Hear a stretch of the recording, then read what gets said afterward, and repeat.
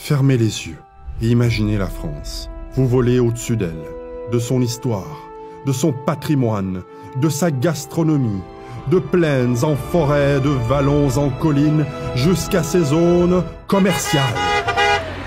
Et oui, la France, c'est aussi ça. Celle de l'hypermarché, du rond-point, du discount, du caddie, des toits en tôle et du parking. De tous ces lieux à l'entrée de nos villes que l'on ne remarque même plus. Et pourtant, le nombre et le gigantisme de ces zones commerciales et l'importance du commerce de périphérie, comme on dit dans le jargon, nous démarquent en Europe. On compte aujourd'hui 1500 de ces zones en France, couvrant une surface équivalente à 5 fois Paris. Elles drainent 72% des dépenses en magasin des Français pour un chiffre d'affaires total annuel de 300 milliards d'euros. Récemment, le gouvernement a lancé un plan pour transformer, revitaliser ce que certains appellent la France moche, après ce constat fait en 2020. Ce choix d'un étalement continu, je crois que c'est un modèle dont nos concitoyens veulent sortir. Ils ne veulent plus de nouvelles grandes surfaces en périphérie. Ils veulent retrouver des commerces de centre-ville et de l'échange humain au plus proche. Vous préconisez d'instaurer un moratoire sur les nouvelles zones commerciales en périphérie des villes. Allons-y, agissons. Bon, ok, mais comment en est-on arrivé là? Est-ce que les zones commerciales ont tué nos villes et surtout nos centres-villes? Et qu'est-ce qu'on en fait aujourd'hui? D'abord, je vous propose un peu d'histoire. Voici comment les zones commerciales ont envahi la France.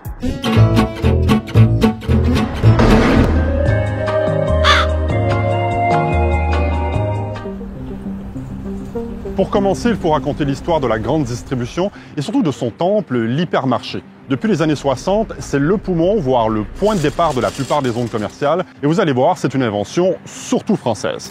Bonjour Jean-Claude Domas, vous êtes historien, spécialiste de la consommation. C'était comment le commerce en France dans les années 50? L'appareil commercial français est à la fois très archaïque et très dispersé. On a un commerce pour 54 habitants. En Allemagne, c'est 1 pour 83. Un commerce qui applique les méthodes de vente les plus traditionnelles.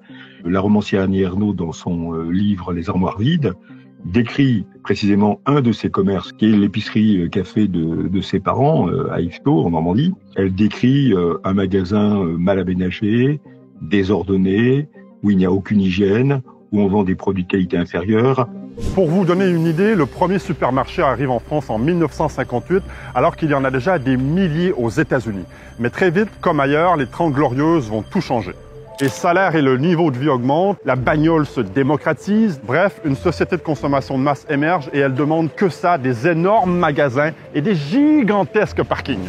Les premiers à le flairer, c'est évidemment les patrons qui vont d'abord aller chercher des astuces aux États-Unis. Entre 1957 et 1965, 2300 hommes d'affaires français vont suivre les séminaires d'un certain Bernardo Trujillo qui enseigne les méthodes marchandes modernes pour le compte d'un fabricant de caisses enregistreuses.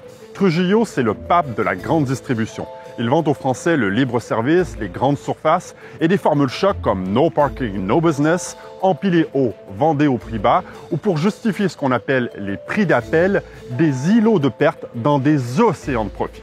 Parmi les apôtres de Trujillo, il y a un Haut-Savoyard qui voit très grand, il s'appelle Marcel Fournier et oui, c'est le fondateur de Carrefour. Lui, il va pousser tous ses principes jusqu'au bout. Ils vont appliquer un principe simple qui est des prix bas tous les jours sur tous les produits.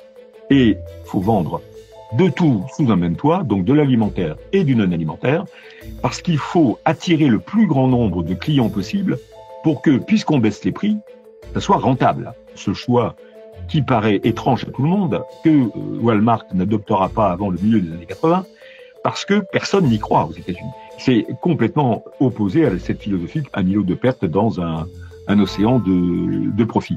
Et donc voilà, Carrefour crée en 1963 le premier hypermarché à Sainte-Geneviève-des-Bois, en banlieue de Paris. C'est un succès. Celui derrière moi, à Vitrolles, a été inauguré en 1970 sur une surface de 22 000 m². À quelques kilomètres de Marseille, au pied du rocher de Vitrolles, l'ouverture au public d'un nouveau centre commercial donne lieu depuis hier à une grande fête populaire. Le gigantesque magasin est déjà, nous semble-t-il, un spectacle en soi, et l'on peut même y flâner sans idée bien arrêtée. Dans les années 70, les hypermarchés vont essaimer un peu partout en France à la périphérie des villes parce que les terrains agricoles ne sont pas chers, parce qu'on peut profiter des flux d'autoroutes flambant neuves et des voies de contournement des villes et parce que le rêve pavillonnaire français devient réalité.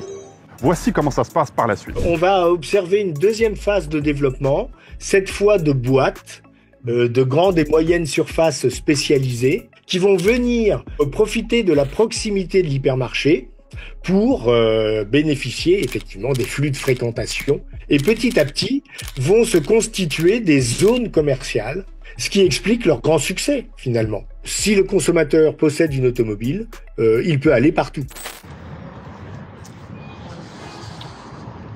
Bonjour monsieur, je fais un reportage sur les zones commerciales, est-ce que je peux vous embêter une minute? Qu'est-ce que vous appréciez dans une zone comme celle-ci? La possibilité de se garer rapidement et de trouver un petit peu de tout. J'aime bien parce qu'en fait, il y a tout à proximité. Donc, on a la grande surface, on a aussi les magasins de vêtements. Qu'est-ce que vous appréciez dans une zone commerciale comme celle-ci? C'est dire qu'il y a tout sur place. J'arrive ici, je me gare sur le parking et après, ma voiture, elle reste sur place. Je ne vais pas prendre la voiture pour faire chaque boutique. Voilà, c'est pour ça. Eh bien, on a le choix des magasins, on trouve tout ce qu'on veut. Et après, on finit nos courses chez Leclerc, qu'on apprécie bien. Dans un petit centre-ville, c'est plus compliqué? Malheureusement, c'est les places. Les places de parking. Les places de parking. Mais bon, c'est plutôt une zone que j'essaye de fuir, c'est vraiment cas d'urgence, quoi. Et pourquoi vous essayez de la fuir? Parce que c'est atroce. Ici, avant, c'était que des collines et des forêts. Maintenant, tout est bétonné, il y a des centres commerciaux partout. C'est dommage. Alors, pour avoir une idée de l'étalement commercial jusqu'à aujourd'hui, il faut regarder ce graphique. Ça, ce sont les surfaces de vente autorisées par les commissions départementales d'aménagement commercial. Elles sont centrales sur ce sujet. Et elles sont créées en 1973 pour réguler l'installation des moyennes et grandes surfaces à partir d'un seuil, généralement 1000 m². Au départ, l'objectif, c'est d'éviter l'écrasement de la petite entreprise, mais au fil du temps, ces commissions seront qualifiées parfois de machines à dire oui. Les grandes surfaces commencent donc à pousser comme des champignons dans les années 80, et au départ, elles peuvent compter sur le soutien des élus locaux qui siègent dans les commissions. Ils trouvent leur compte pour deux raisons. Ça crée de l'emploi et ça apporte des recettes fiscales. Mais il y a un côté plus sombre. Les distributeurs, pour obtenir les autorisations, vont acheter les voix des élus en finançant des campagnes électorales. Et d'autre part, en finançant des équipements collectifs, gymnases, piscines, collèges, ou on a couvert la France entière, les ronds-points. Et Michel-Édouard Leclerc avait une formule pour résumer, c'est comme rue Saint-Denis, on paye avant. Au début des années 90, une crise immobilière et des lois anticorruption et en matière d'urbanisme commercial vont ralentir tout ça, mais ça repart de plus belle assez rapidement pour atteindre un pic de presque 4 millions de mètres carrés par année dans les années 2000, soit 60 stades de France annuellement. En fait, à l'époque, les surfaces de vente progressent 3 fois plus vite que la consommation des Français.